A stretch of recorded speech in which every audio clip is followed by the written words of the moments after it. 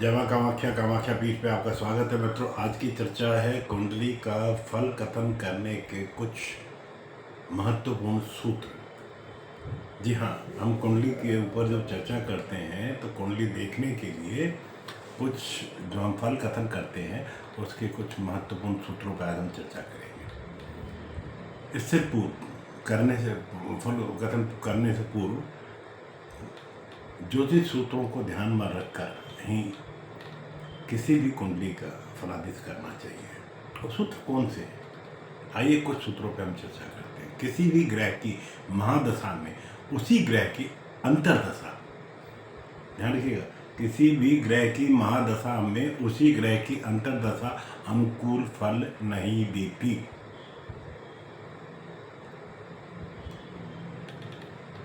योग कारक ग्रह केंद्र और त्रिकोण का स्वामी ग्रह की महादशा में पापी या मारक त्रिसडाय ग्रह की अंतर्दशा आने पर प्रारंभ में शुभ फल तथा उत्तरार्ध में अशुभ फल मिलता है। अकारक ग्रह की महादशा में कारक ग्रह की अंतर्दशा आने पर प्रारंभ में अशुभ फल और उत्तरार्ध में शुभ फलों की प्राप्ति होती है। भाग्य स्थान का स्वामी यदि भाग्य भाव में बैठा हो और उस पर गुरु की दृष्टि हो तो ऐसा व्यक्ति प्रबल भाग्यशाली माना जाता है। लग्न का स्वामी सूर्य के साथ में बैठकर विशेष अनुकूल रहता है। कोई भी लग्नेश सूर्य के साथ में कुंडली में कहीं भी बैठ जाए तो वह अनुकूल रहता है।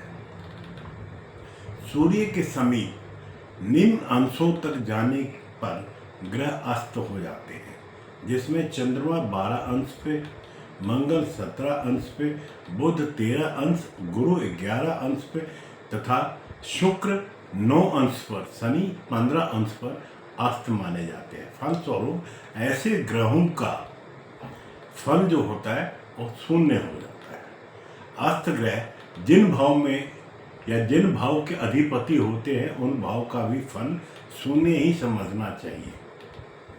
सूर्य उच्च का होकर यदि 11वें भाव में बैठा हो तो ऐसा व्यक्ति, सूर्य उच्च का होकर अगर कुंडली में 11वें भाव में बैठा हो तो ऐसा व्यक्ति अत्यंत प्रभावशाली तथा पूर्ण प्रसिद्धि प्राप्त करने वाला व्यक्तित्व रखता है। सूर्य और चंद्र को छोड़कर यदि कोई भी ग्रह अपनी राशि में बैठा हो तो वह अपनी दूसरी राशि के प्रभाव को बहुत अधिक बढ़ा देता है। पुनः ध्यान रखिएगा इस सूत्र को मित्रों। सूर्य और चंद्रमा को छोड़कर कोई भी ग्रह अपनी राशि में बैठा हो तो वह अपनी दूसरी राशि के प्रभाव को बहुत अधिक बढ़ा देता है। किसी भी भाव में जो ग्रह बैठा हो उसकी अपेक्षा जो ग्रह उस भाव को देख रहा होता है उसका प्रभाव ज़्यादा रहता है। जिन भावों में शुभ ग्रह बैठे हों या जिन भावों में शुभ ग्रहों की दृष्टि हो तो वे भाव शुभ फल देने में सहायक होते हैं। यदि एक ग्रह 2 भाव का अधिपति होता है तो ऐसी स्थिति में वह ग्रह अपनी दशा में लग्न से गिनने पर उस ग्रह की जो राशि पहले आएगी उसका फल वो पहले प्रदान करेगा। 2 केंद्रों का स्वामी ग्रह यदि त्रिकोण के स्वामी के साथ केंद्र हो तो केंद्र अधिपति दोष नहीं लगता, वह शुभ फल देने में सहायक हो जाता है। सामान्यतः नियमों के अनुसार यदि कोई ग्रह 2 केंद्र भाव का स्वामी होता है और वह अशुभ फल देने लग जाता है, चाहे वह जन्म कुंडली के कारक ग्रह ही क्यों न हो, अपने भाव से केंद्र व त्रिकोण में पड़ा हुआ ग्रह भी शुभ प्रभाव देता है, शुभ होता है। केंद्र के स्वामी तथा त्रिकोण के स्वामी के बीच यदि संबंध हो तो वे एक दूसरे की दशा में शुभ फल देते हैं। यदि संबंध ना हो तो एक की महादशा में जब दूसरे की अंतर्दशा आती है तो अशुभ फल ही प्राप्त होगा। वक्री होने पर ग्रह अधिक बलवान हो जाता है तथा वह ग्रह जन्म कुंडली में जिस भाव का स्वामी होता है उस भाव को विशेष रूप से फल प्रदान कराता है। यदि भावाधिपति उच्च मूल त्रिकोणी स्वक्षेत्री अथवा मित्र क्षेत्री हो तो शुभ फल प्रदत्त करता है या प्रदान कराता है। यदि केंद्र का स्वामी त्रिकोण में बैठा हो या त्रिकोण केंद्र में हो तो वह ग्रह अत्यंत ही श्रेष्ठ फल देने में सामर्थ्य रखता है या सामर्थ्य होता है। जन्म कुंडली में पहला, पांचवा तथा 9वां स्थान त्रिकोण स्थान कहलाते हैं, परंतु कोई ग्रह त्रिकोण में बैठकर केंद्र के स्वामी के साथ संबंध स्थापित करता है तो वह न्यून योग कारक ही माना जाएगा। त्रिक स्थान कुंडली के छठे, 8वें और 12वें भाव को त्रिक स्थान कहते हैं। त्रिक स्थान में यदि शुभ ग्रह बैठे हो तो त्रिक स्थान को शुभ फल देते हैं, परंतु स्वयं दूषित हो जाते हैं और अपनी शुभता को खो देते हैं। यदि त्रिक स्थान में पाप ग्रह बैठे हो तो त्रिक भाव को पाप युक्त बना देते हैं, परंतु स्वयं शुभ रहते हैं और अपनी दशा में वह शुभ फल देते हैं। त्रिक स्थान के स्वामी यदि किसी भी अन्य त्रिक स्थान में बैठे हो तो वे त्रिक स्वामी अपनी दशा या अंतर्दशा में शुभ बने रहते हैं, चाहे अशुभ या पाप ही ग्रह क्यों ना हो। यदि वह त्रिकोण भाव में या त्रिकोण भाव का स्वामी होता है उसमें शुभता आ ही जाती है। एक ही त्रिकोण का स्वामी दूसरे त्रिकोण भाव में बैठा हो तो उसकी शुभता समाप्त हो जाती है और वह विपरीत फल देने लगता है। जैसे पंचम भाव का स्वामी 9वें भाव में बैठ जाए तो संतान से संबंधित परेशानियां रहती है या संतान योग्य नहीं होता। यदि एक ही ग्रह जन्म कुंडली में 2 केंद्र स्थानों का स्वामी हो तो शुभ फलदायक नहीं रहता। जन्म कुंडली में पहला, चौथा और 10वां भाव केंद्र स्थान कहलाता है। शनि और राहु विच्छेदात्मक ग्रह है, अतः ये दोनों ही ग्रह जिस भाव में होंगे उससे संबंधित फलों में विच्छेद करेंगे। जैसे अगर ये ग्रह सप्तम भाव में हो तो पत्नी से विच्छेद कराएगा, यदि यह पुत्र भाव में हो तो पुत्र से या पुत्र सुख में न्यूनतम लाएगा।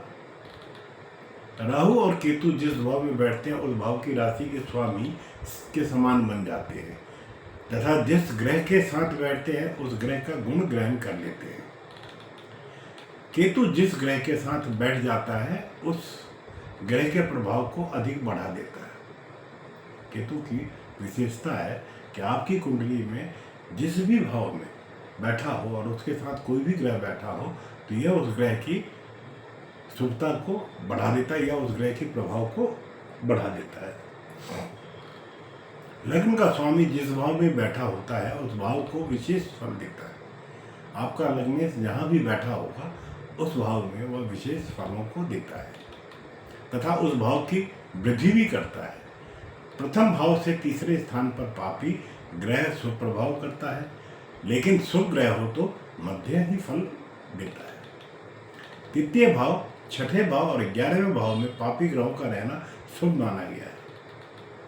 तृतीय भाव का स्वामी तीसरे में, छठे भाव का स्वामी छठे में और 11वें भाव का स्वामी 11वें भाव में बैठे हो तो ऐसे ग्रह पापी नहीं रहते, अपितु यह ग्रह शुभ फल देने लगते हैं। चतुर्थ भाव में यदि अकेला शनि हो तो उस व्यक्ति की वृद्धावस्था अत्यंत दुखमय व्यतीत होती है। कहने का अभिप्राय है कि आपकी कुंडली में चतुर्थ स्थान पे शनि अकेला बैठा हो तो व्यक्ति की वृद्धावस्था अत्यंत दुखमय व्यतीत होता है।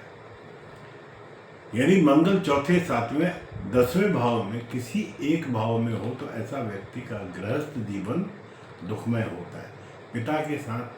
पिता से भी कुछ सहायता नहीं मिल पाती और जीवन भाग्यहीन ही बना रहता है। एक और सूत्र है मित्रों, यदि चतुर्थ भाव का स्वामी 5वें भाव में हो और 5वें भाव का स्वामी चौथे भाव में हो तो विशेष फलों को प्राप्त कराता है। इसी प्रकार 9वें भाव का स्वामी 10वें भाव में बैठा हो तथा 10वें भाव का स्वामी 9वें भाव में बैठा हो तो विशेष अनुकूलता देने में सामर्थ्य होता है। अकेला गुरु यदि पंचम भाव में बैठा हो तो संतान से न्यून सुख प्राप्त होता है तथा प्रथम भाव और प्रथम पुत्र से उसका मतभेद बना रहता है। जिस भाव की जो राशि होती है उस राशि के स्वामी ग्रह को उस भाव के अधिपति या भावेश कहा जाता है। छठे, आठवें और द्वादश भाव के स्वामी जिन भाव में रहते हैं उसे बिगाड़ते हैं, परंतु अपवाद स्वरूप में यदि यह स्वगृही ग्रह हो तो अनिष्ट फल नहीं करते, क्योंकि स्वगृही ग्रह का फल शुभ होता है।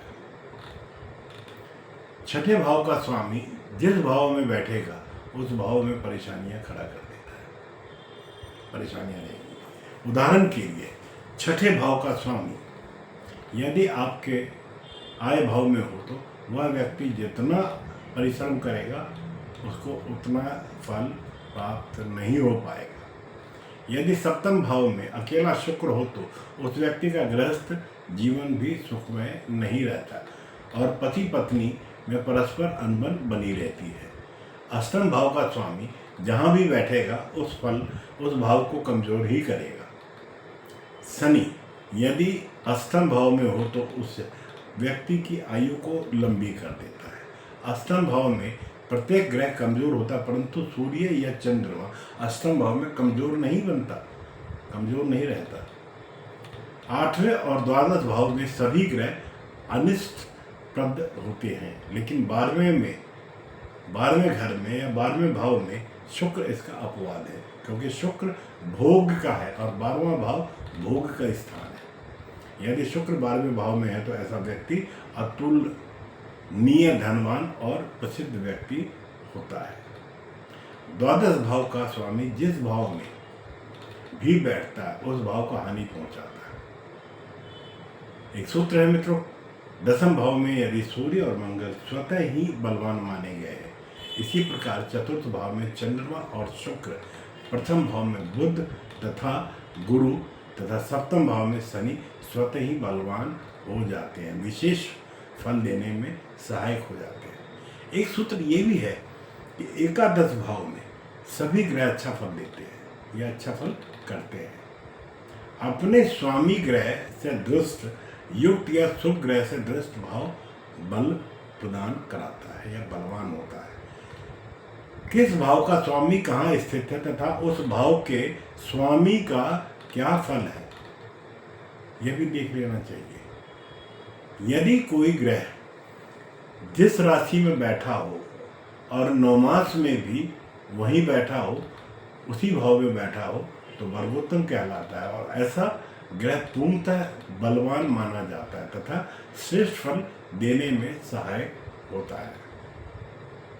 मित्रों, आज की जो चर्चा थी, ज्योतिष में किसी भी कुंडली का फलादेश करने से पहले उपरोक्त जो सूत्र बताए हैं, एक बार उन सूत्रों को ध्यान में रखकर ही आप किसी भी कुंडली का अध्ययन करें या किसी भी कुंडली का फलादेश करें।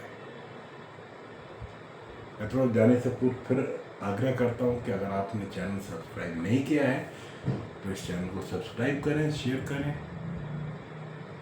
अपने परिवार के साथ सुखी रहें, लगातार तरक्की करें, सभी सुखों को भोगते हुए समाज का कल्याण करें, देश का कल्याण करें।